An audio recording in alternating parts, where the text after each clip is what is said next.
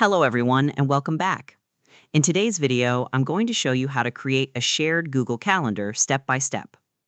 Sharing a Google Calendar allows multiple people to view or manage events, making it perfect for teams, families, classrooms, and organizations. So let's get started. First, open your web browser and go to Google Calendar. Sign in to your Google account if you haven't already. On the left side of the screen, locate the My Calendars section.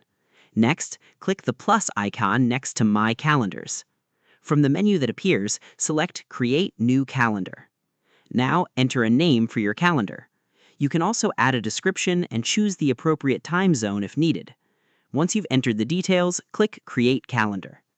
Your new calendar will now appear under the My Calendars section. To share the calendar, hover over the calendar name and click the three-dot menu next to it. From the menu, select Settings and Sharing. Scroll down to the Share with Specific People or Groups section. Click Add People and Groups. Enter the email address of the person you want to share the calendar with.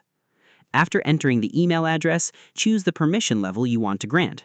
For example, you can allow someone to only view events, make changes to events, or manage sharing settings.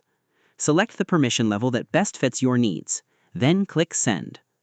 The person will receive an invitation to access the shared calendar.